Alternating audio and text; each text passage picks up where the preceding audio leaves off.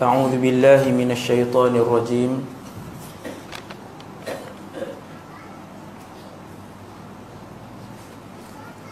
بسم الله الرحمن الرحيم.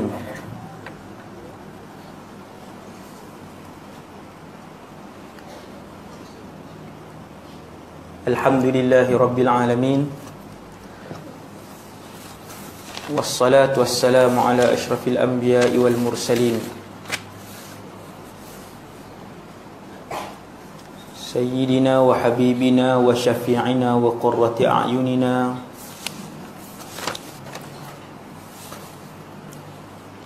محمد بن عبد الله الأمين وعلى آله وأصحابه ومن تبعهم بإحسان إلى يوم الدين.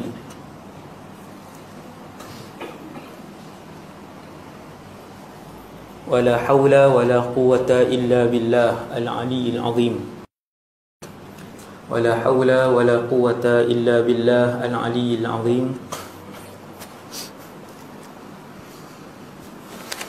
ولا حول ولا قوة إلا بالله العلي العظيم. أما بعد.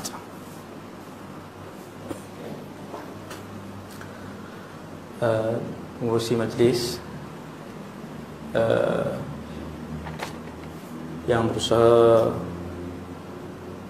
pengurusi surau serta jawatan kuasa, Tuan Imam, Tuan Bilal, seterusnya muslimin dan muslimat yang dirahmati Allah Subhanahu wa taala sekalian. Syukur kepada Allah Subhanahu wa taala, malam ni Allah jemput lagi kita semua untuk berada dalam taman syurga. Kita pohon kepada Allah di dalam majlis yang penuh barakah ini, supaya nama kita dan nama ahli keluarga kita telah pun ditulis oleh Allah sebagai calon-calon syurga yang akan mendapatkan redha Allah Subhanahu wa taala, insya-Allah. Tuan-tuan yang dirahmati Allah sekalian, ceramah saya insya-Allah tidak melepasi 1 jam setengah lah. 1 jam ataupun 1 jam lebih sikit. Pertahankan Asy'ariyah dan bahaya aliran Wahhabiyah. Itu antara yang akan kita kongsi bersama pada malam ni secara ringkas. Pertahankan Asy'ariyah dan bahayanya aliran Wahhabiyah ataupun Wahhabi.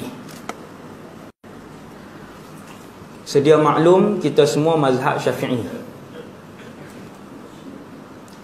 Ada lagi mazhab lain dalam dunia Islam hari ini dengan bilangan umat Islam 1.5 bilion ni.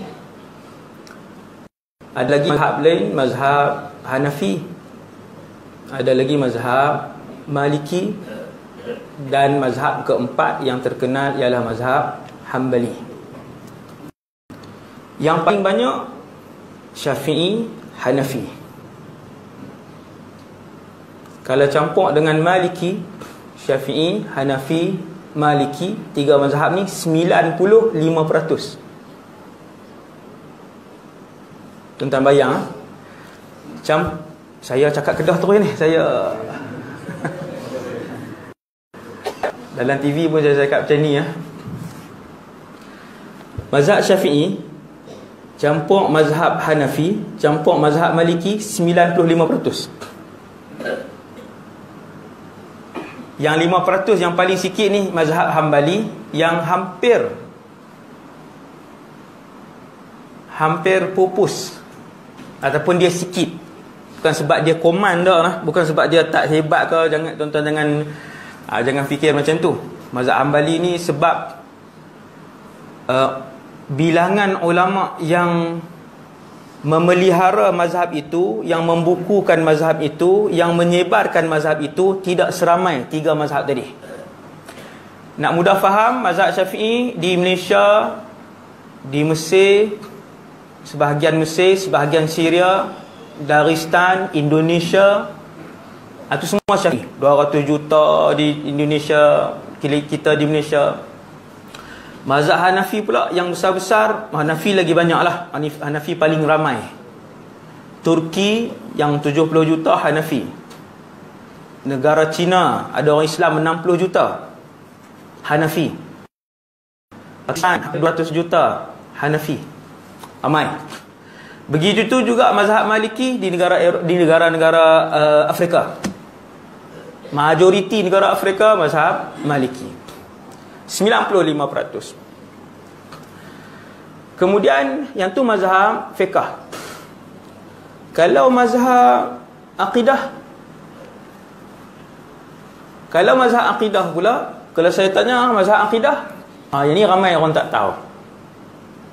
Ramai orang tak boleh bagi jawapan. Yang selalu datang belajar, dia boleh bagi jawapan. Mazhab akidah kita ialah mazhab Asy'ariyah.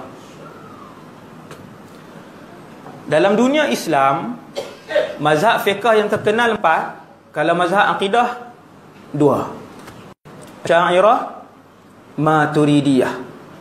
Asy'ariyah, Maturidiyah, ada 2. Dan sebenarnya ada banyak lagi sudut-sudut lain yang bermazhab. Kita baca Quran, mazhab siapa? Mazhab Imam Hafiz daripada Asim. Imam Hafiz. Di Malaysia, tuan-tuan susah nak mendengar bacaan-bacaan Quran yang berlainan. Kalau kita dengar bacaan Quran yang berlainan, mungkin kita kata sesat. Tapi dia bunyi dia pun dah wadduha wal laili idza saja. Kita kata ni Syiah ke Wahabi ni? Oh, tuduh Wahabi selalu. Jangan, nanti dulu. Malam ni kita nak cerita. Yang tu bukan Wahabi. Al-Quran yang tuan-tuan duk baca tu, dia ada lagi. Kalau kami dulu belajar di Syria, ada satu masjid, dia akan baca bertukar-tukar qiraat. Hafiz, mazhab Hafiz, kadang dibaca qiraat Qalun, kadang dibaca qiraat Hamzah, kadang dibaca qiraat Kisai, kadang dibaca, kan banyak. Tapi tidak popular. Bahkan kalau kita tanya ni, pak cik duk baca selama ni Quran ni, baca ikut bacaan qiraat imam mana? Tak tahu, duk baca daripada kecil lah. Tok guru duk ajar. Kita Hafiz an Asim. Qiraat kita qiraat Hafiz. Dan ada lagi yang qiraat lain. Banyak lagi. Begitulah juga bila bercakap tentang mazhab akidah, ramai yang tak boleh jawab. Yang tak boleh jawab mazhab akidah kita ni, yang kita belajar sifat 20, kita belajar, itulah mazhab Asy'ariyah. Dalam dunia Islam, mazhab Syafi'i dengan Maliki semua Asy'ariyah. Tuan-tuan faham tak? Sesiapa yang bermazhab Syafi'i dan Maliki dalam fiqh, maka akidahnya Asy'ariyah. Ni sejak zaman bila ustaz? Sat kita cerita. Dan sesiapa yang bermazhab fiqh dengan mazhab Hanafi, maka mazhab akidahnya, mazhab tauhidnya ialah Maturidiyah. Mazhab tauhid dia Maturidiyah. Tuan-tuan nak bukti? Tuan-tuan jumpa mufti, contohnya mufti Mesir. Sekarang dah tukar. Sebelum ni Mufti Dr. Ali Jumaah, mufti besar Mesir, Grand Mufti Mesir. Pergi tanya dia, Tuan Mufti mazhab apa? Syafi'i. Ini dia sendiri yang sebut. Semua mufti lah, bukan dia sendiri semua. Maksudnya siapa-siapa mufti pun kalau orang tanya, dia akan jawab. Dari segi fiqh, Syafi'i. Dari segi akidah, ana Asy'ari. Jawab Dr. Ali Jumaah, ana Asy'ari. Tak payah pergi jauh lah. Tuan-tuan jumpa lah mufti-mufti mana pun. Mufti Melaka ke, mufti Negeri Sembilan ke, mufti Johor, mufti Pahang, mufti Perak, mufti Kedah, mufti Pulau Pinang, mufti Kelantan, Terengganu, kecuali dia punya mufti. Kan? Tuan-tuan tanya mufti-mufti ni.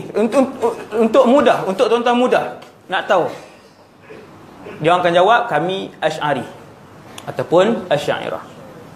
Tuan-tuan yang dirahmati Allah sekalian, Bila tadi kita sebut mazhab fiqh Syafi'i, Hanafi, Maliki 95%, bermaksud yang bermazhab Asy'ariyah dan Maturidiyah juga berjumlah 95%. Tuan-tuan seserempak dengan mufti Pakistan, tuan-tuan tanya. Mufti Turki, maksudnya begitulah. Keseluruhan mereka Asy'ariyah dan juga Maturidiyah. Kenapa tajuk pertahankan Asy'ariyah dan bahaya mazhab Wahabi yang saya pilih sekarang ni? Sepanjang 8 tahun daripada saya mula balik daripada Syria sampai tahun ni 2008 saya mula balik, sekarang 2017, lebih kurang 9. Banyak isu yang saya kupas dan bermusim. Ada satu masa saya urai kekeluargaan. Saya kaji institusi kekeluargaan di Malaysia. Bagaimana hancurnya institusi kekeluargaan Islam di Malaysia ni sebahagian besar. Saya buat kajian. Saya pusing, bukan saya pusing, orang panggil ceramah satu Malaysia sampai Sabah Sarawak, kekeluargaan. Kemudian pilih topik yang lain pula, saya bercakap tentang tanda-tanda besar kiamat dan tanda kecil. Pusing satu Malaysia. Bercakap tentang tanda kecil dan tanda besar. Kemudian saya bercakap pula tentang kehidupan akhirat. Bermula dengan barzakh, mahsyar, syurga, neraka, sirat. Pusing pula satu Malaysia. Bukan seronok-seronok nak mendedahkan pada masyarakat umat Islam. Banyak hadis yang kita belum pernah mendengar tentang benda-benda yang saya sebut ni. Banyak. Kita ambil hadis-hadis daripada kitab, daripada Bukhari, daripada Muslim, daripada kitab-kitab lain, kita ambil, kita himpun, bentangkan kepada orang ramai bahawasanya ketika mana manusia bangun untuk menuju ke padang mahsyar, Allah Subhanahu Wa Taala bagi tahu kepada Nabi hanya ada 3 cara menuju ke mahsyar. 3, tidak ada yang keempat. Sinfun musyah, wa sinfun rukbana, wa sinfun yamshuna ala wujuhihim. Kumpulan pertama berjalan ke padang mahsyar dengan berjalan kaki, sampai ke padang mahsyar jalan kaki. Kumpulan kedua, kata Nabi, sampai ke padang mahsyar dengan menaiki kenderaan. Dan kumpulan ketiga sampai ke padang mahsyar dengan dihentak-hentakkan mukanya sampai ke mahsyar. Kaki di atas, muka di bawah. Ini antara hadis yang bila saya pilih satu topik, satu tajuk, satu isu, satu benda, saya ambil sebanyak mungkin ayat Quran dan hadis-hadis Nabi. Bentangkan kepada masyarakat. Ini masyarakat belum pernah dengar. Ada tajuk mahsyar, ada tajuk barzakh, tapi masyarakat sebut sikit-sikit saja. Selama ni duk dengar tajuk tu, huraian dia sikit-sikit. Ada huraian para ulama kita, tuan-tuan guru kita, ustaz-ustaz kita hurai. Maka kita cari lebih sikit. Hadis-hadis ni bentang kepada orang awam. Pusing satu Malaysia. Sampailah bulan ni, tuan-tuan, bulan 7, saya mula melihat satu suasana yang semakin hari semakin membimbangkan. Suasana di Malaysia makin hari makin membimbangkan. Ulama kita sudah 200 tahun berdiam diri. Biarlah benda tu, maksudnya tak payahlah memecah belahkan ummah. Ulama kita jaga benda tu, nak bagi perpaduan. Akan tetapi bila biar benda ni, mudah cakap, bila kita biar, setiap bulan kita tengok pendakwah-pendakwah Wahabi membawa isu-isu yang mengelirukan, hukum-hukum yang mengelirukan. Ini saya sebut terus teranglah supaya kita mudah faham. Hampir setiap bulan ada 1-2 benda yang dibangkitkan. Semayang, tak payah qada. Kalau semayang-semayang yang lama yang ditinggalkan, tak perlu qada. Sebar satu Malaysia. Selama ni tuan-tuan guru di Malaysia ni berpuluh-puluh tahun duk ajar kita kena qada. Datang puak ni tak perlu qada. Dia ambil pendapat tu ada dalam mazhab lain. Kemudian pula bawa lagi pendapat lagi puasa Syawal, puasa 6 Syawal ni makruh. Kita pun masyarakat jadi ni ustaz ni, orang tanya kita, ustaz ni dia mazhab apa? Orang tanya, ustaz bukan puasa Syawal sunat kah? Orang tanya kan. Kita tahu sunat. Ni ada ustaz kata makruh pula. Dia ambil pendapat makruh. Buat perangai lagi. Buat perangai pula. Jadi kemudian datang bulan lain pula naik satu lagi isu. Datang bulan lagi paha bukan aurat pula. Kita tengok maksudnya bila kita nak guna pendekatan lama, ulama-ulama suruh bersabar, tak perlulah kita cakap tentang ni, biarlah mereka. Kita duk biar, semakin lama orang semakin keliru. Yang mana satu yang betul ni ustaz? Ada orang kata tak payah kunut. Bukan satu Malaysia berkunut kah ustaz? Bukan kunut ni mazhab Syafi'i kah? Ya, yang mazhab Syafi'i. Ada orang kata tak perlu kunut. Loh, kenapa kamu nak masukkan pandangan mazhab lain dalam masyarakat Syafi'i? Kenapa kamu perlu ambil pandangan mazhab Maliki, letak di sini, ambil pandangan Hanafi, pilih pandangan Hanafi, letak di sini? Sehingga mengelirukan masyarakat. Semakin hari, semakin dibiarkan, masyarakat semakin keliru, semakin keliru. Dulu saya tak ada dulu tak pernah ada perancangan nak cakap tentang ni. Tapi disebabkan kita tengok, lagi ditegur, lagi banyak yang dibangkitkan. Benda-benda yang mengelirukan ni lagi dia masuk dalam masyarakat. Setiap minggu tuan-tuan boleh tengok pandangan-pandangan ganjil, ataupun dia bukan, kadang-kadang dia bukan pandangan ganjil, dia pandangan mazhab lain, tapi dia ambil bawa ke sini. Tuan-tuan, sebab itulah para ulama sangat berdisiplin untuk mengeluarkan sesuatu fatwa, sangat berdisiplin. Imam Malik Ibn Anas, pengasas mazhab Maliki, kadang-kadang bila orang tanya soalan, dia kata tak tahu. Dia kata tak tahu. Dia kata tak tahu. Lebih daripada 10 kali. Sampai orang yang tanya soalan tu, Tuan Imam bukankah Tuan Imam digelar sebagai Imam Darul Hijrah, Imam Negara Madinah? Tidak ada orang lain boleh mengeluarkan fatwa kalau Imam Malik berada di Madinah, kerana alim dia. Maka ada fatwa yang tidak diketahui, tidak dijawab oleh Imam Malik. Maka seni berfatwa ni adalah sesuatu perkara yang dipelajari oleh para ulama. Seni berfatwa, kaedah berfatwa, kaedah mengeluarkan pendapat. Dia ada peraturan dia tersendiri, bukan ikut dan saja. Kalau kita pandai baca kitab sikit, kemudian kita nak ambil mazhab-mazhab lain, ambil yang ni sikit, ambil yang ni sikit, masyarakat akan rosak dan akhirnya masyarakat tidak lagi memahami Islam dengan cara yang betul. Tuan-tuan, jadi dengan sebab tu saya ngambil keputusan untuk bercakap tajuk ni, pertahankan Asy'ariyah dan di mana bahaya dan mudarat Wahabi ni, tuan-tuan sekalian. Jadi Asy'ariyah ni ialah mazhab akidah kita dan semua Syafi'i dan Maliki yang lain. Dia diasaskan oleh seorang ulama besar yang hidup pada tahun 300, yang wafat pada tahun 324 Hijriah. Dia macam ni, tuan. Kita tahun ni 1438 Hijrah. Sekarang ni kan tuan-tuan tengok kalender 1400. Lama sungguh ni. Kan antik tu. 1438 Hijrah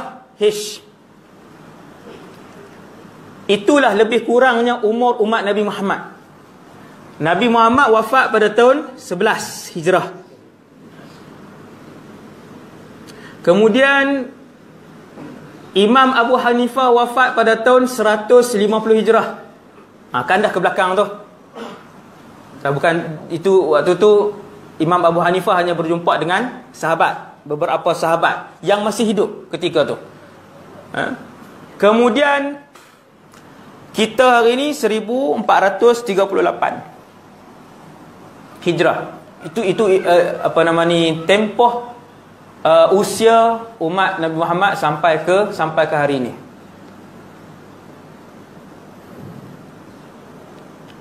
Allahu Akbar. Letih. Minta maaf, saya letih sangat hari ni, tak terlampau letih. Tuan-tuan yang dirahmati Allah sekalian. Jadi pengasas mazhab akidah Asy'ariyah ini, beliau wafat pada tahun 324. Lama tu, 324 Hijrah. Hari ini dah 1400. 1438 bermaksud kita hidup pada kurun ke-15. Tuan-tuan, bermaksud kita hidup pada kurun ke-15 ni. Tahun ni. Yang tahun ni sampai malam ni, tuan-tuan sekalian, kita hidup pada kurun ke-15. Macam mana nak kira? 100 tahun satu kurun. 100 tahun satu kurun. Kalau tadi kita sebut Imam Abu Hanifah wafat pada tahun 150 Hijrah, bermaksud Imam Abu Hanifah ulama kurun ke-2. 100 tahun satu kurun. Masuk 101 dia dah dikira kurun yang kedua. 101 dah dikira kurun yang kedua. Imam Ghazali wafat pada tahun 505. Semua orang pernah dengar nama Imam Ghazali. Ini baru kita nampak di mana fasa kehidupan mereka. Sekarang dah ada 15 kurun. Umat Nabi Muhammad sudah 15 kurun. Imam Ghazali wafat pada tahun 505. Maksudnya dia ulama kurun ke-6. 500 tahun dikira 5 kurun. Campur 1 tahun, dia dah jadi kurun ke-6. Dia macam tu. Okey, kita tengok pula Imam An-Nawawi. Kan masyhur? Al-Imam An-Nawawi wafat pada tahun 676. Baru kita nampak. Oh, macam tu. Kita dah 1004. Imam Nawawi dah lama. 676. Maksudnya Imam Nawawi ulama kurun ke-7. Al-Imam Ibn Taymiyah wafat pada tahun 728. Bermaksud Imam Ibn Taymiyah ulama kurun ke-8. Macam tu lah tuan-tuan. Imam Abu Hasan Al-Asy'ari, pengasas mazhab akidah kita, tu, wafat pada tahun 324.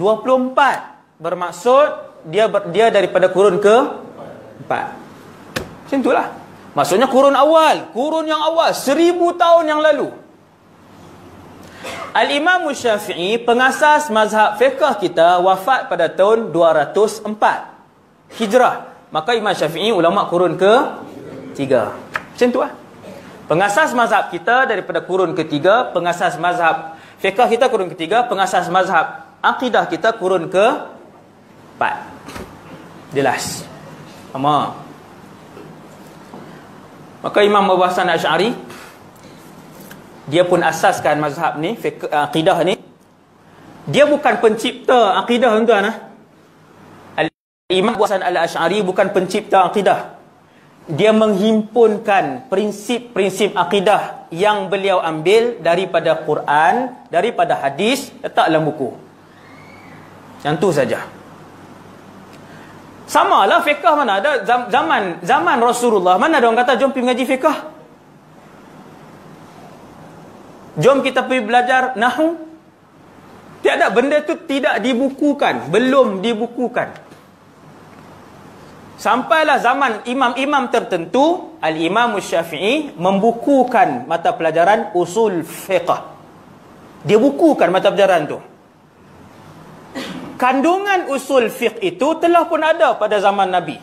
Kandungan praktikal ilmu itu dah ada zaman Nabi, tapi tidak dibukukan. Imam Syafi'i pun ambil, dia teorikan benda tu, lalu dibukukan. Samalah macam akidah Asy'ariyah. Dia ambil daripada Quran, dia ambil daripada hadis, kemudian dibukukan oleh Al-Imam Abu Hasan Al-Asy'ari. Dan ada satu bahagian Imam Abu Hasan Al-Asy'ari dia campurkan dengan kefahaman logik akal. Dengan kefahaman logik akal yang tidak bertentangan dengan Islam, yang tidak bertentangan dengan Islam. Apa itu wajib akal? Apa itu mustahil dari segi akal? Apa itu harus dari segi akal? Yang itulah bahasan itulah yang dimasuk tu. Masuk satu bab dalam kitab akidah tadi. Okey, tuan-tuan yang dirahmati Allah sekalian, kita masih lagi duduk berlegar di mukadimah. Saya nak bagi kita faham. Kita tuan-tuan dah nampak, di sana asal mazhab kita. Siapa pengasas mazhab kita? Al-Imam Abu Hasan Al-Asy'ari. Imam biasa ke dia ni? Dia ni seperti yang kita sebut kalau bidang fiqhnya Imam Asy-Syafi'i, Imam Abu Hanifah. Yang pakar dalam bidang fiqh, maka Imam Abu Hasan Al-Asy'ari sepakar itulah dalam bidang akidah. Disebabkan itu mazhab ini berkembang pesat. Tuan-tuan yang dirahmati Allah sekalian, 14 orang mufti di Malaysia ni, kalau tuan-tuan pergi tanya mana-mana mufti, pergilah tanya mana-mana mufti, 13 daripada 14 ni mazhab akidahnya ialah Asy'ariyah. Pergilah tanya, pergilah pejabat mana pun, dipersilakan tanya. Daripada bilakah Asy'ariyah ini sudah hidup? Tadi kita dah sebut daripada kurun keempat. Setiap 100 tahun mazhab ini didokong oleh puluhan ulama-ulama mujtahid, sama ada daripada mazhab Maliki ataupun daripada mazhab Syafi'i. Kan saya sebut tadi, Maliki dengan Syafi'i kedua-duanya kalau akidah sekali. Kedua-duanya Asy'ariyah. Kedua-dua mazhab ini bermazhab akidah Asy'ariyah. Maka ramailah di sepanjang. Jadi tuan-tuan bayangkan daripada kurun keempat itu sampai hari ini, kurun ke-5, 6, 7, 8, 9, 10, 11, 12, 13, 14, kan panjang. Ramailah imam-imam di situ yang kesemua mereka ni bermazhab dengan mazhab Asy'ariyah. Sepanjang 1000 tahun tu, 1000 tahun lebih perjalanan itu, setiap 100 tahun tu dipenuhi oleh ulama-ulama besar yang kita mendengar nama mereka tapi kita tak tahu, dia mazhab Asy'ariyah. Ya, antara yang sangat masyhur adalah Al-Imam Al-Ghazali. Al-Imam Ghazali, Imam Muhammad ibn Muhammad Al-Ghazali, Hujjatul Islam, akidahnya Asy'ariyah. Ni kenapa saya sebut ni? Sekejap lagi saya sebut kepada tuan-tuan. Kenapa saya bawa mukadimah begini? Antara imam yang semua tuan-tuan kenal, imam ni alim dalam bidang hadis, mujtahid dalam bidang fiqh, dan tak tahu rupanya mazhab akidah dia ialah Asy'ariyah. Antaranya Imam An-Nawawi. Imam Nawawi akidahnya Asy'ariyah. Antara imam lain Al-Imam Suyuti. Kan selalu tuan-tuan dengar Imam Suyuti mazhabnya Asy'ariyah. Antara imam lain Al-Imam Al-Hakim, Al-Imam Al-Baihaqi. Kan imam-imam hadis ni Al-Imam Ad-Daraqutni. Hadis itu diriwayatkan oleh Imam Daraqutni. Al-Imam Ad-Daraqutni mazhab akidahnya ialah Asy'ariyah. Dan begitulah ratusan ulama lain. Dan begitulah ratusan ulama-ulama mujtahid lain yang mendokong, yang memelihara mazhab ini. Kenapa saya bercakap tentang mazhab ini? Untuk dipertahankan. Kan tajuk kita pertahankan Asy'ariyah. Saya bercakap tentang tajuk ini, pertahankan Asy'ariyah, kerana di Malaysia sudah ada segelintir ustaz-ustaz, segelintir pendakwah-pendakwah yang mula menyesatkan mazhab Asy'ariyah.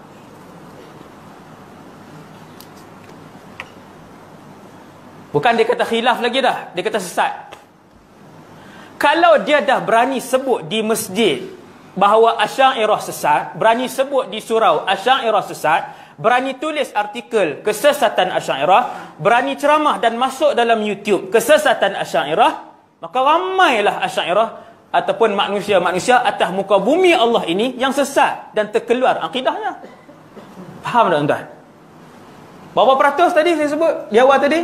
95% Asy'ariyah Maturidiyah. Senangnya kamu keluarkan. Siapa mereka ni ustaz? Daripada mana? Sudah lama ke akidah mereka ni? Ini kita nak bahas. Mereka ini digelar sebagai Al-Wahhabiyah, aliran Wahabi, yang mudah menyesatkan orang lain, yang selalu membida'ahkan amalan-amalan orang lain, masyarakat Islam yang lain.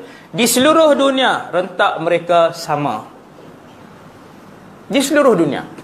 Di mana ada pendakwah Wahabiyah, di situlah mereka akan mengelirukan masyarakat, akhirnya memecah belahkan masyarakat. Baru ni di Penang, soal makcik. Ini satu contoh saja. Tak kita banyak contoh. Kalau sempat lah. Sempat tu memang sempat. Ni saya lah yang letih. Makcik ni, dia tanya soalan. Dia duduk hari raya kan, balik raya semua balik, menantu ramailah berhimpun. Ni nak jadi punca lah, nak berselisih, nak jadi punca selisih. Ini makcik ni tanya, ni Quran ni terjemahan ni boleh kan kalau nak pegang tanpa wuduk?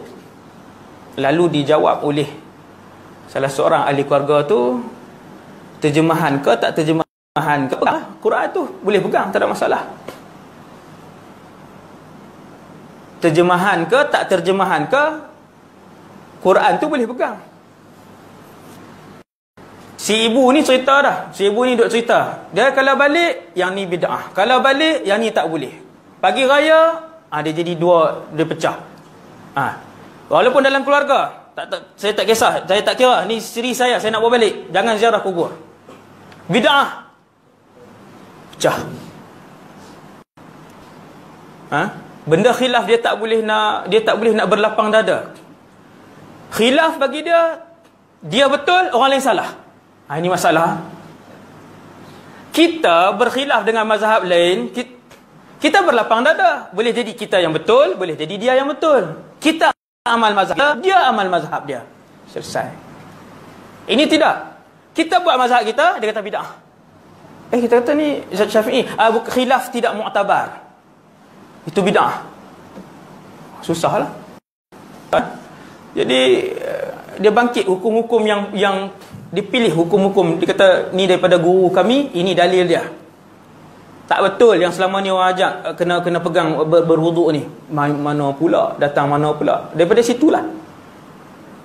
Bila suruh sebut nama ustaz apa, kita pun faham dah. Ustaz sekian-sekian, kita tahu dah. Daripada kelompok Wahabiyah. Tuan-tuan sekalian. Jadi daripada situ. Sebab tu kita ambil keputusan untuk sebut kepada orang ramai supaya kita faham siapa Asy'ariyah ni. Dia satu mazhab yang usia dah sudah ribuan tahun, 1000 tahun lebih. Kemudian dia didokong oleh mujtahid sepanjang kurun.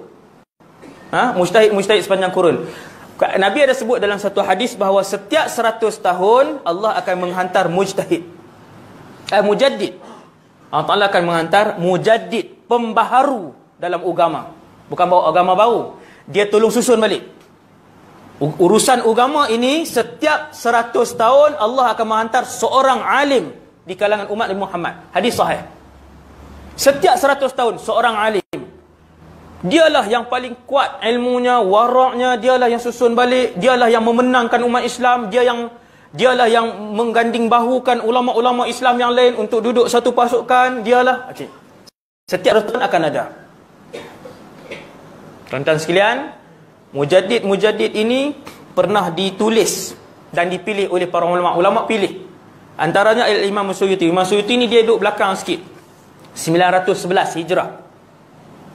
Kalau tak silap saya, Imam Suyuti 911 Hijrah, maksudnya ulama kurun yang ke-10. Al-Imam Suyuti dia pilih mujaddid untuk setiap 100 tahun ni. Dia pilih yang pertama Sayyidina Umar bin Abdul Aziz. Yang kedua dia pilih Al-Imam Syafi'i, mujaddid yang kedua.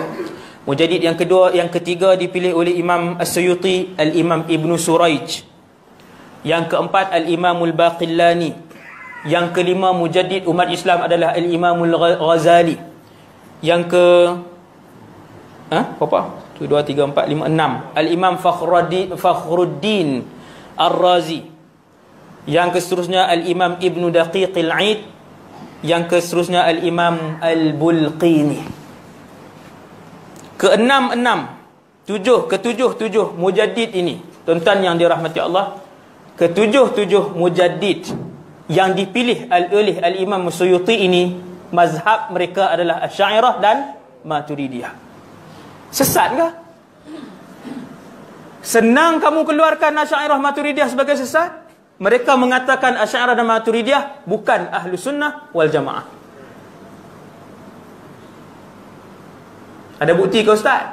Buka YouTube. Tak payah bukti-bukti. Tuan-tuan nak pergi tanya sendiri tak payah. Dalam YouTube ada. Begitu berani mereka. Tak ada masalah disebut bukti penyelewengan akidah Asy'ariyah. Tajuk ceramah. Tuan-tuan, kita diam lagi. Kita duduk diam lagi. Orang kata ni, ada orang ceramah tajuk bukti penyelewengan akidah Asy'ariyah. Bukan kita tu, orang lain tu. Kita tak sedar bahawasanya benda tu ditujukan kepada kita dan kepada majoriti umat Islam yang ada di atas muka bumi Allah ni. Kumpulan ini sudah mula beredar, sudah mula giat di seluruh dunia. Penuh berselerakkan. Hasbunallah wa ni'mal wakil. Tuan-tuan sekalian, Asy'ariyah Maturidiyah ni adalah mazhab akidah yang diiktiraf di dalam Malaysia ni secara rasminya. Secara rasminya. Tuan-tuan boleh buka laman web JAKIM, tuan-tuan boleh tengok panel fatwa JAKIM.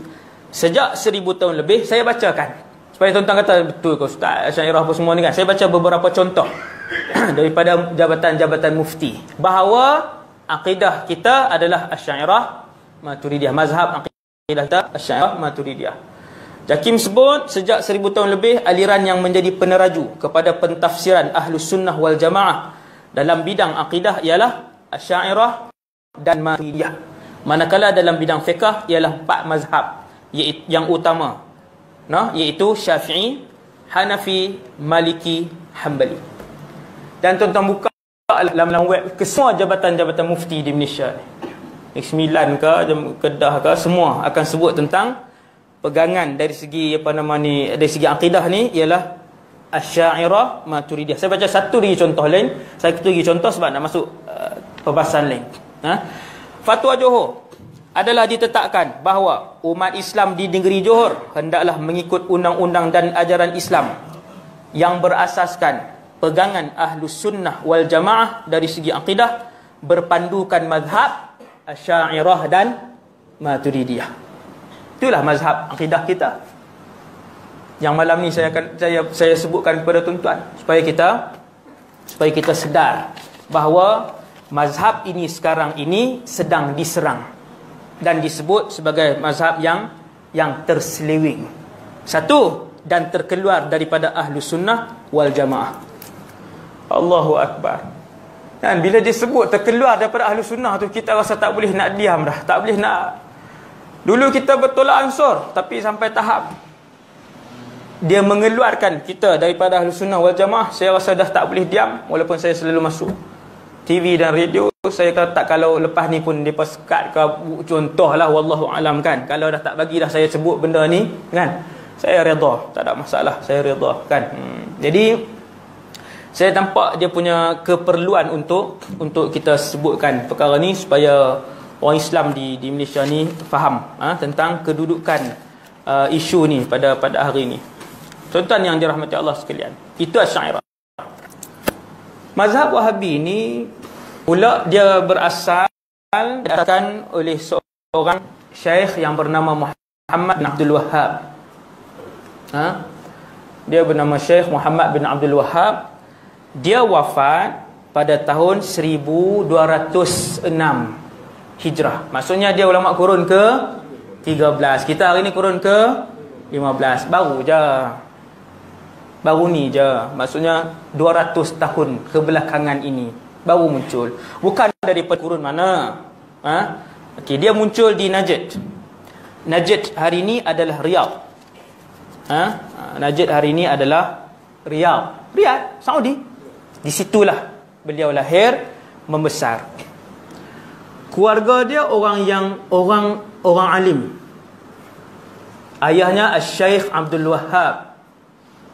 Dia Muhammad bin Abdul Wahhab, ayahnya Syekh Abdul Wahhab. Qadhi di situ.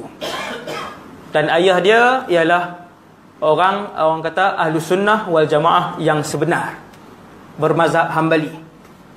Tak ada masalah apa. Bukan ayah dia yang mendidik dia untuk dia membawa fikrah yang mengelirukan tu. Bukan ayah dia. Ayah dia mengajar Syekh Muhammad ni. Ayah dia ajar daripada kecil, ajar ilmu agama sebagainya elok bersama dengan abang Sulaiman. Abangnya bernama Syekh Sulaiman. Lalu membesar kedua-dua orang ni. Kemudian Syekh Muhammad bin Abdul Wahhab ini dia keluar merantau dan mula berjumpa dengan buku-buku yang dikarang oleh Syekh Ibnu Taimiyah. Syekh Ibnu Taimiyah. Tadi kan saya sebut Imam Ibnu Taimiyah ni dia hidup pada kurun ke-8. Imam Ibnu Taimiyah ini, tuan-tuan sekalian, dia kurun ke-8. Imam Ibnu Taimiyah ini seorang imam mujtahid. Maksudnya kalau saya sebut tadi kepada tuan-tuan Imam Ibn Abdul Bar, Imam Malik Ibn Anas, Imam Syafi'i, Imam Ghazali, Imam Ibn Taimiyah ini juga mujtahid. Tetapi dia telah melakukan beberapa kesilapan besar. Dengan melanggari ijma' dan mengeluarkan pendapat-pendapat yang songsang. Imam Ibn Taimiyah ni. Maka ada dalam kitab dia pendapat-pendapat ni, pendapat-pendapat yang ganjil ini ada dalam kitab-kitab yang dikarang oleh Imam Ibn Taimiyah. Syekh Muhammad Abdul Wahhab yang hidup pada kurun ke-13 tu, dia mula berminat dengan pendekatan Imam Ibn Taimiyah. Dia tengok, dia baca, dia berminat. Lalu dikeluarkan kembali ke semua fatwa-fatwa ni. Sebab tu tuan-tuan tengok fatwa-fatwa Imam Syekh Muhammad Abdul Wahhab dia sama dengan pendekatan dan fatwa Ibn Taimiyah pada sesuatu perkara. Cuma ingat Imam Ibn Taimiyah ni, Imam Ibn Taimiyah yang hidup pada kurun ke-8 tadi, kalau nak bandingkan dengan ilmunya yang benar, kita boleh sebut 90% ataupun 95% ilmu dia adalah benar. Yang dia tulis, ratusan kitab yang dia tulis, banyak yang benar. Ada satu bahagian daripada apa yang disebutkan oleh Imam Ibn Taimiyah ni, ada satu bahagian dalam kitab-kitab dia, pendapat-pendapat yang ganjil ni yang terletak di pelbagai tempat dalam kitab dia. Pendapat-pendapat ganjil inilah yang tidak dipersetujui oleh seluruh ulama, start daripada zaman itu sampai hari ini. Kita ambil satu contoh ulama yang hidup pada zamannya, iaitu Al-Imam Taqiyuddin Ali bin Abdul Kafi As-Subki. Ni saya ambil, tengok tuan-tuan, saya ambil contoh. Al-Imam ni dia wafat dalam tahun 56 Hijrah. Kan sezaman.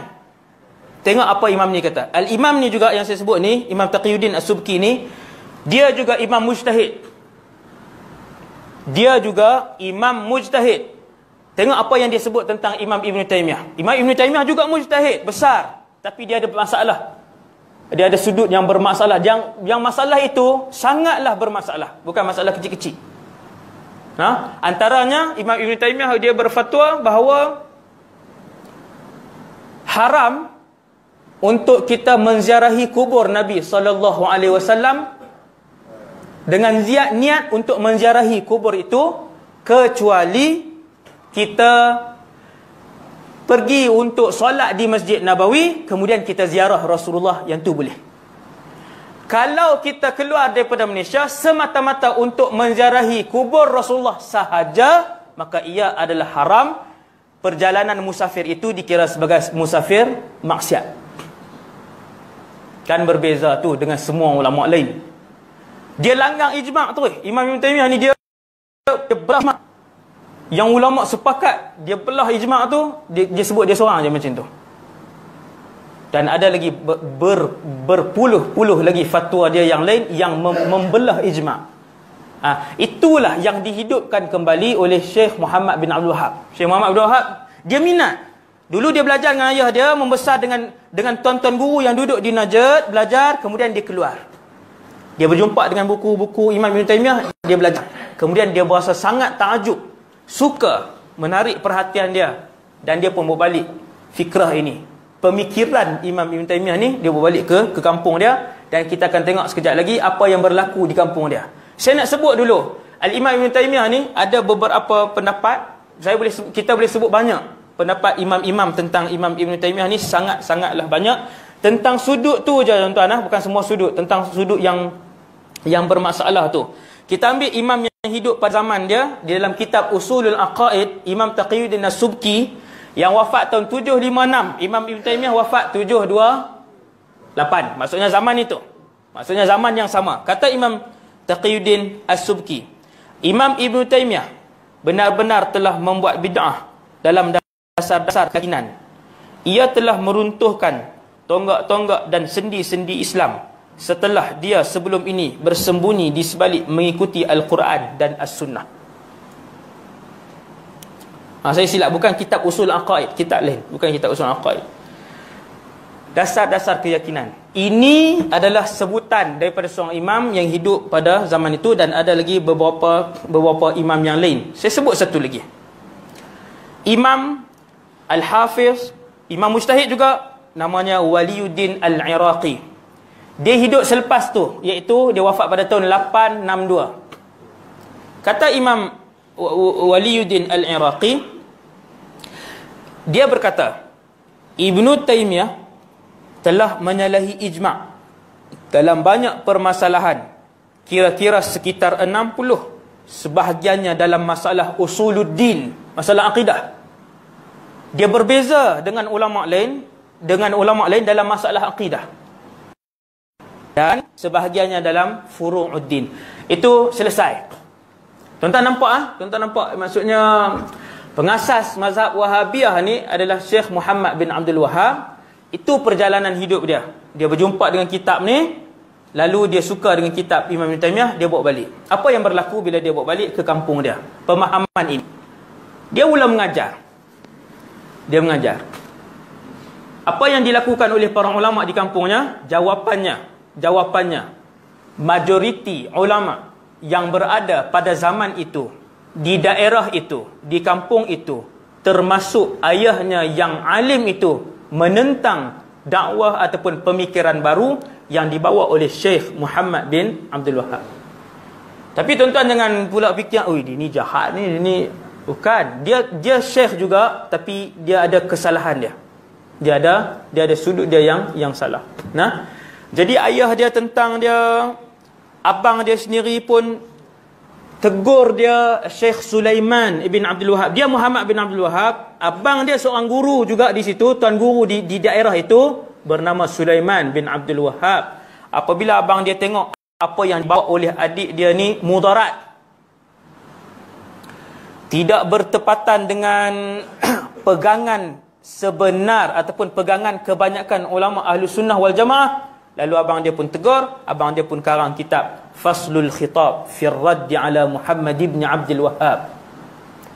Karang kitab menentang hujjah, membenamkan aliran yang dibawa oleh Muhammad bin Abdul Wahab, abang dia sendiri. Kemudian abang dia karang lagi kitab yang kedua, Sawa'iqu Ilahiyah fi Raddi ala Al-Wahhabiyah.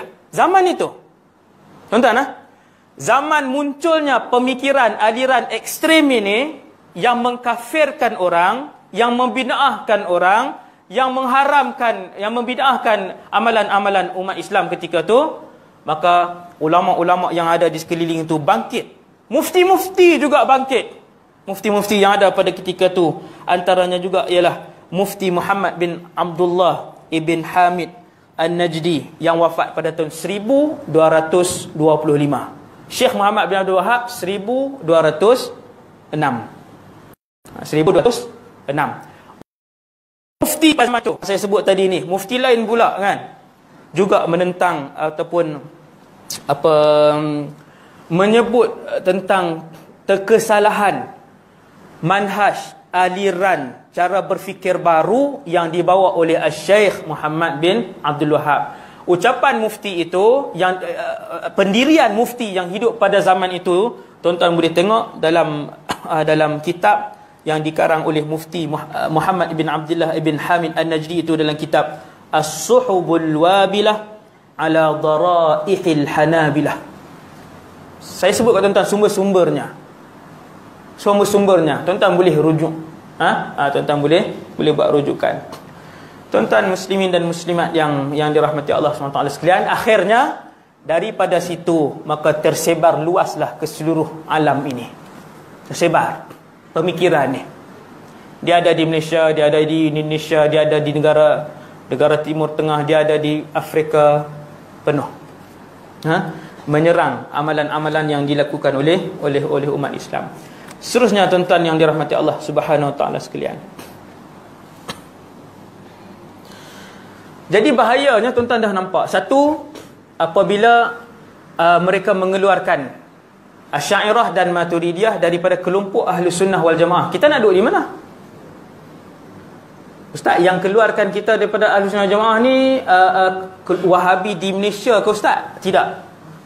Bermula daripada zaman Syekh Muhammad bin Abdul Wahab.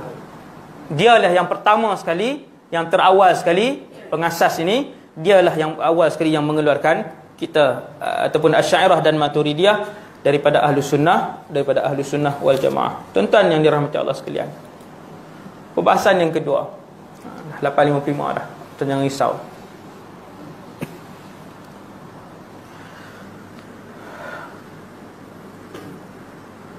Mazhab ini, kalau tuan-tuan tengok apa yang dia sebut, itu kebenaran. Maksudnya bagi dia itu kebenaran. Selain yang dia sebut, yang tu adalah bid'ah. Tuan-tuan, bid'ah apa? Bid'ah ni adalah perkara baharu dalam urusan agama. Perkara baharu dalam urusan agama, maka dia bid'ah. Apa hukum buat bid'ah di dalam Islam? Sesiapa yang melakukan bid'ah, benda baharu, dia bukan agama tapi dia buat main dan ajak orang yang tu sebagai agama, maka nerakalah tempat orang tu. Kalau kita sebut satu perkataan, kita kata tu hadis Nabi, padahal yang tu bukan hadis Nabi, itu pun Nabi kata dia menempah satu tempat di dalam neraka. Wal'iyadzubillah. Man kadzaba alayya muta'ammidan falyatabawwa maq'adahu minan nar. Sengaja reka satu perkataan, dia kata inilah hadis Nabi. Dia telah tempah satu tempat dalam neraka. Bahaya. Sama macam orang bawa bid'ah, dia buat satu benda yang bid'ah, dia kata yang ni yang dilakukan oleh Rasulullah. Yang ni yang dia ada Islam. Maka bid'ah ni benda yang dosa besar. Benda yang dosa besar. Apabila Wahabi, dia tengok amalan kita, dia kata bid'ah. Benda tu benda besar. Dia tengok kita ziarah pada pagi raya, orang ambil kesempatan, yang balik jauh pun semua, pada pagi raya tu lah ada peluang untuk ziarah kubur pun. Yang mana ziarah kubur ni adalah memang ada dalam Islam, sunat di dalam Islam, dia adalah sunnah. Tiba-tiba dia kata bid'ah tu. Dia kata bid'ah. Tuan-tuan yang dirahmati Allah, bagi fahaman Wahabi, bid'ah hanya ada satu saja. Kullu bid'atin dhalalah. Setiap bid'ah adalah sesat. Setiap bid'ah adalah sesat. Setiap bid'ah adalah keji. Tuan-tuan, apabila ulama Wahabi, ustaz-ustaz Wahabi menyebutkan kepada tuan-tuan bid'ah, satu benda tu bid'ah, ketahuilah itu bermaksud dia nak bagi tahu benda yang tuan-tuan buat tu sesat, keji, dan itu boleh memasukkan tuan-tuan ke dalam neraka jahanam. Perbuatan itu bila dia sebut bid'ah, bermaksud boleh bawa kepada neraka jahanam. Kerana bagi mereka bid'ah satu. Bagi Wahabi, bid'ah hanya satu, iaitu kesemuanya sesat. Kalau benda Nabi tak buat, yang itu namanya bid'ah, dan apabila bid'ah, dia adalah sesat. Apakah begitu yang dipegang oleh para ulama kita? Tidak. Para ulama kita sebut bid'ah ada dua. Bid'ah hasanah, bid'ah sayyi'ah. Ulama zaman bila Ustaz? Sejak 1000 tahun yang lalu. Sejak 1000 tahun yang lalu. Ulama-ulama kita sejak 1000 tahun yang lalu membahagikan bid'ah kepada dua. Hasanah, bid'ah yang baik. Sayyi'ah, bid'ah yang sesat. Kenapa? Saya sebutkan kepada tuan-tuan. Contoh. Tuan-tuan tengok, contoh mudah saja. Sudah 1000 tahun ulama kita, 1000 tahun lebih ulama kita berpendapat demikian. Bukan semua benda yang tidak dilakukan pada zaman Rasulullah itu bid'ah. Bukan semua urusan yang tidak dilakukan pada zaman Rasulullah itu dikira bid'ah. Ulama kita buat contoh. Tengoklah benda yang Nabi tak buat, tetapi dia masih lagi agama, dia masih lagi duduk di bawah agama. Contoh, Nabi solat, di belakang ada sahabat. Bila Nabi sebut, ni ada satu hadis ni sahih. Nabi sebut sami'allahu liman hamidah, bangun daripada rakaat. Apa maksud dia tuan-tuan? Allah mendengar sesiapa yang memujinya. Sami'allahu liman hamidah, Allah dengar. Maka kita sebut Rabbana walakal hamd, wahai Tuhan kami, kepadamu lah seluruh kepujian. Ada satu orang sahabat dia tambah Rabbana walakal hamdu hamdan kathiran tayyiban mubarakan fih. Hadis ni sahih. Sahabat ini menambah-nambah. Nabi ajar tak? Tidak. Selesai solat, Nabi tanya tak? Mesti kena tanya. Habis solat Nabi tanya, tadi siapa tambah? Ada satu orang sahabat angkat tangan, saya ya Rasulullah. Kenapa ya Rasulullah? Nabi pun jawab, aku melihat ra'aitu bid'an wa thalathina malakan yabtadiruna ilaih ayyuhum yaktubuha al-awwal. Kata Rasulullah, aku melihat ketika kamu menambah itu, Rabbana walakal hamdu, ya Allah, kepadamu lah segala jenis pujian, hamdan kathiran tayyiban mubarakan fi. Pujian itu ya Allah sifatnya banyak, tayyiban baik, mubarak penuh dengan keberkatan di dalam pujian itu. Sahabat tu tambah, ya Allah, aku puji kamu ya Allah, puji yang banyak, puji yang barakah, puji yang cantik, puji yang baik. Dia tambah yang tu, sifat tu. Nabi kata, aku melihat ketika mana kamu mengucapkan perkataan itu, 30 lebih para malaikat berebut-rebut untuk menuliskan pahala itu bagi kamu. Nabi ajar tak? Nabi tak ajar. Yang tu Nabi tidak ajarkan. Satu. Contoh kedua, ada 5-6 contoh. Kita sebut 3 cukup. Habis dah, pukul 9 dah. Jadi tuan-tuan, tuan-tuan nampak dah jelas. Tuan-tuan, bukan semua bid'ah, bukan semua yang Nabi tak lakukan terus bid'ah. Tidak. Okey sahabat, contoh yang kedua. Nabi contoh yang mana? Seorang sahabat nama Khubayb bin Adi. Sahabat ni dihukum bunuh oleh pemimpin-pemimpin Quraisy Mekah. Waktu tu Nabi, sahabat-sahabat semua dah hijrah ke Madinah. Tiba-tiba ada satu kumpulan sahabat dalam perjalanan ditangkap, kemudian dijual kepada pemimpin-pemimpin Mekah bagi tujuan membalas dendam saudara mara mereka dan pemimpin-pemimpin besar mereka yang mati dalam perang Badar. Antara panglima perang Islam yang gagah ialah Khubayb ibn Adi. Dia membunuh beberapa kerabat pembesar Mekah. Lalu dia ditangkap di tengah perjalanan, dijual secara khianat, diikat, dikurung. Khubayb ibn Adi, hebat sahabat, kurung masih lagi beribadah. Berkata seorang wanita yang melihat Khubayb bin Adi berada dalam kurungan tu, ni sahabat Nabi ni, selingan ni tak ada kena-mengena dengan Wahabi, tak ada kena-mengena dengan bid'ah. Selang pilah kan, ni duk panas kan, kita selang tuan-tuan. Jadi kata wanita ni, Aku tidak pernah melihat seorang tahanan yang lebih baik daripada Khubayb ibn Adi. Ya. Sahabat ni duduk dalam penjara, orang masuk Islam. Dia tak berdakwah, tuan. Maksudnya dia tidak bercakap, maksud saya. Dia tidak bercakap, dia tak menulis, dia tak update status Facebook sehari 3 kali.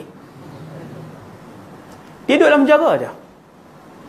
Orang tengok kesabaran dia, orang tengok akhlak dia, orang tengok tangan diikat. Kata satu orang wanita ni, aku melihat satu hari Ibn Adi radhiyallahu anhu, sahabat Muhammad, ketika mana kedua-dua tangannya dalam keadaan diikat dan di tangannya penuh dengan buah anggur. Yang mana ketika itu di bumi Mekah bukan sahaja anggur, kurma pun tidak tumbuh. Ada buah anggur di tangan. Lalu orang ramai pun main tengok, orang kata innahu rizqun saqahu Allahu li Khubayb. Sesungguhnya itu adalah rezeki yang pasti didatangkan oleh Allah kepada Khubayb. Tuan-tuan, dia ni dibawa pergi untuk dibunuh di satu tempat bernama Tan'im. Semua tuan-tuan tahulah Tan'im, no? Tempat wukuf ke miqat? Miqat kan? Jadi tempat wukuf pula. Saya tersasul tu tempat wukuf kan. Letih biasa. Tempat miqat kan. Dulu ada satu tanah lapang di Tan'im tu, dilaksanakan hukuman bunuh. Lalu dibawa lah. Kerajaan Mekah nak bagi orang gerun, jangan sokong Islam. Dia buat pengumuman, hari ni kita nak bunuh Khubayb. Mari tengok ramai-ramai. Berhimpunlah ribuan penduduk Mekah mengelilingi Khubayb di satu tanah yang lapang. Sebelum dibunuh, diikat di kayu tadi ni, di kayu salib tu. Bukan sebab Kristian, sebab orang dulu dia ikat untuk ni, ikat tangan kanan, tangan kiri, kemudian kaki dia akan ikat. Sebelum diikat di kayu salib tu, maka Khubayb ibn Adi radhiyallahu anhu minta untuk solat. Dia kata, izinkan aku untuk solat 2 rakaat. Hadis ni disebutkan dalam Sahih Bukhari. Hadis ni, solat 2 rakaat Khubayb sebelum dibunuh dalam keadaan penuh kesabaran. Akhirnya dia pun semayang, Allahu Akbar. Semua tengok, ribuan orang melihat dia solat. Daripada lihat solat itu pula, pakat masuk Islam. Lepas peristiwa itulah, bukan masuk Islam waktu tu. No?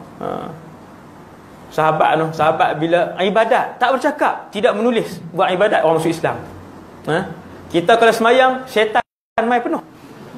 Bukan orang seronok tengok, syaitan main penuh. Kita lah termasuk saya ni. Bezanya ibadat kita dengan sahabat. Ada tajuk ibadat sahabat, tajuk ceramah kan. Ibadat sahabat luar biasa, sahabat setiap orang, walaupun kita tak kenal mereka, tapi ibadat mereka hebat. Irbad ibn Sa'd radhiyallahu anhu, tuan-tuan tak nak dengar nama sahabat. Dia habis solat, malaikat datang, tapi rupa manusia datang beritahu kat dia sekian-sekian. Kemudian malaikat tu pergi.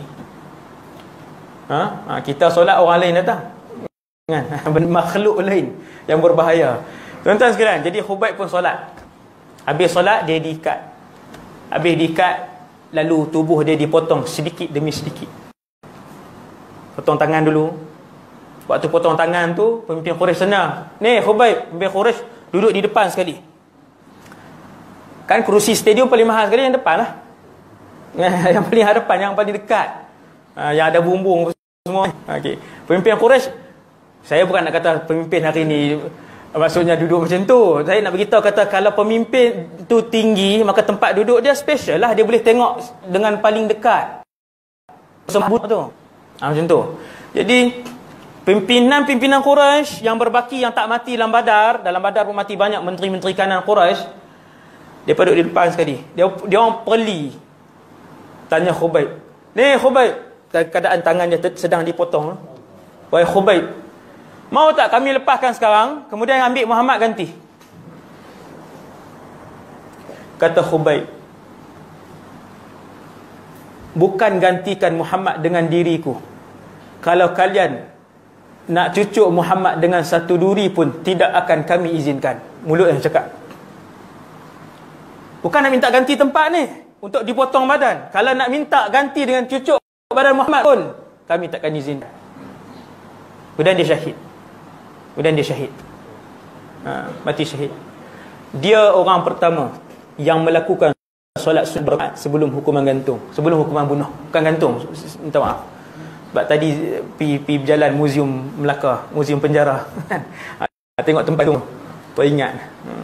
Tuan-tuan, dia adalah orang pertama sanna rak'ataini yang melakukan solat sunat 2 rakaat sebelum dan tidak pernah diajarkan oleh Rasulullah sallallahu alaihi wasallam. Tuan-tuan, kenapa sahabat berani buat?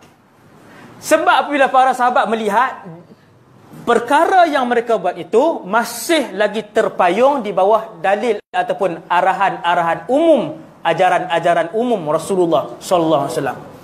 Nabi ajar tak solat? Nabi ajar. Nabi ajar tak solat, membanyakkan solat sunat? Nabi ajar solat sunat. Nabi ajar tak apabila setiap kali ada masalah untuk kita solat? Nabi ajar solat. Umum sahabat buat. Sama macam sahabat nama Abu Sa'id Al-Khudri radhiyallahu anhu. Sahabat ni balik, habis tuan-tuan selesai dah. Kan? Ni tak ada apa dah. Ini last ni. Insya-Allah. Jadi sahabat ni Abu Sa'id Al-Khudri radhiyallahu anhu, dia pulang daripada perjalanan bersama beberapa orang yang lain. Sampai di satu tempat, sebelum sampai Madinah, orang Arab dulu bila dia berjalan di padang pasir, dia singgah di kampung, mereka ada satu adat yang baik, iaitu mereka boleh minta untuk menjadi tetamu. Boleh minta, kami nak jadi tetamu tuan, saya nak jadi tetamu tuan. Tidak melebihi 3 hari. Zaman dulu. Dan hari ini pun dalam kitab-kitab fiqh Syafi'iyah yang tebal, yang besar-besar, masih ada perbahasan ini. Boleh satu orang Islam yang datang daripada jauh, bila dia datang pada suatu tempat, dia ada hak untuk memohon menjadi tetamu kepada orang Islam di negeri itu, di tempat itu.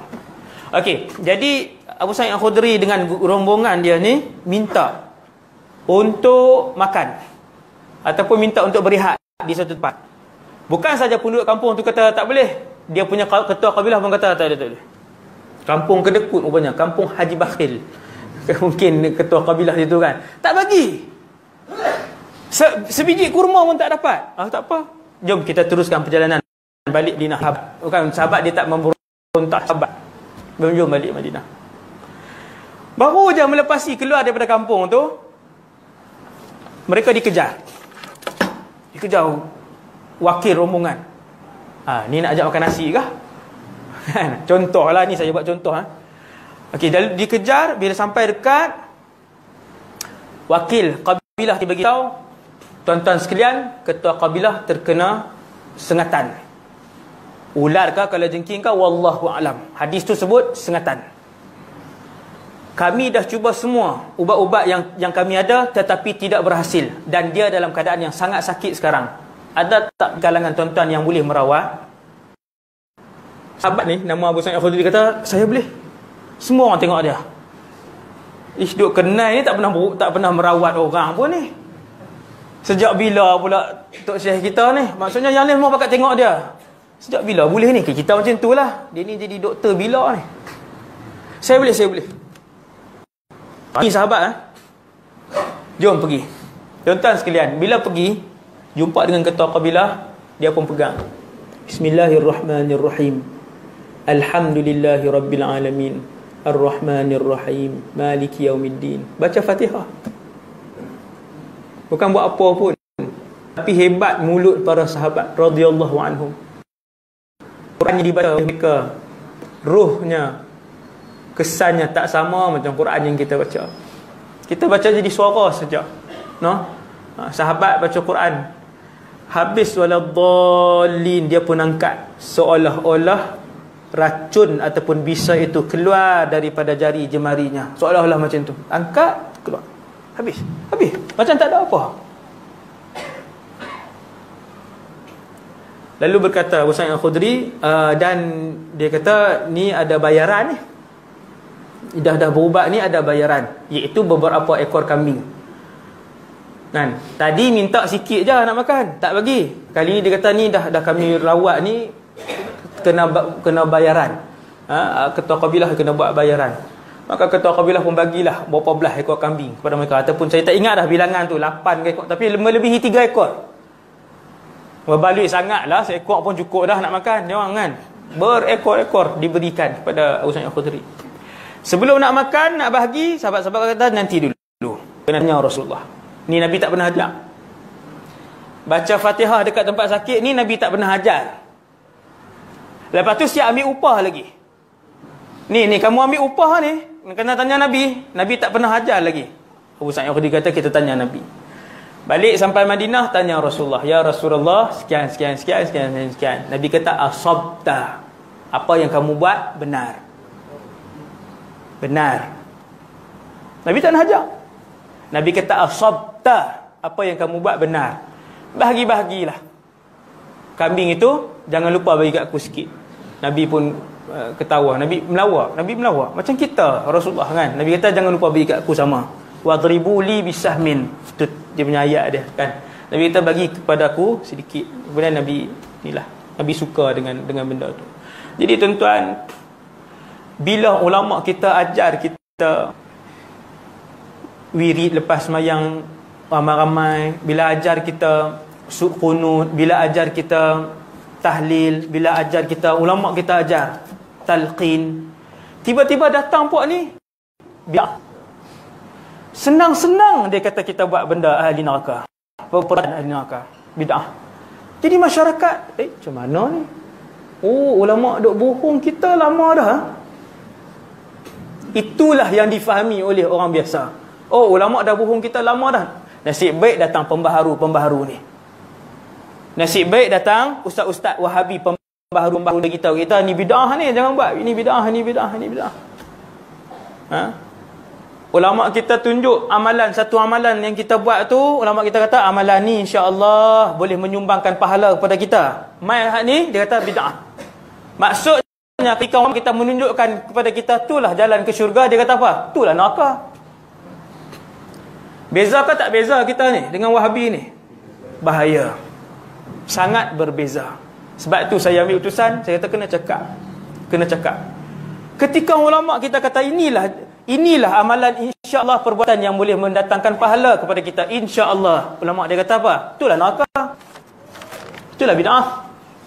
Jadi kita sangat berbeza. Sepatutnya berlapang dada. Ulama dah khilaf. Sudah berkhilaf ribuan tahun berkhilaf. Baru datang kumpulan ni, baru muncul je. Dialah yang membid'ahkan. Dia tidak berlapang dada dengan amalan-amalan umat Islam. Jadi tuan-tuan, saya rasa sekadar tu dulu insya-Allah. Untuk malam ni cara ringkasnya saya rasa dah sampai kot masuk pada tajuk yang ingin saya sampaikan. Sama-samalah tuan-tuan, kita pelihara ahli keluarga kita kan, daripada terjebak dengan ni pemikiran ni. Bila dia bagi tahu benda baru, ahli keluarga kita buat main benda baru, hukum baru, tengok dulu sama ada dengan hukum tok-tok guru kita, para alim ulama kita. Benda-benda tu dibahaskan lama dah kadang kan, dibahaskan dah lama, sudah selesai pun dibahaskan perkara tu. Mereka ni yang mula bangkit dan mula menyesatkan, mula membid'ahkan. Dikena pakat-pakat jagalah ahli keluarga kita supaya tidak berlaku perpecahan dan tidak berlaku kesalahan dalam mengamalkan agama ni. Yang baik daripada Allah, yang lemah dan kurang daripada diri saya sendiri. Qul qali hadza astaghfirullahal azim li wa lakum. Assalamualaikum warahmatullahi wabarakatuh.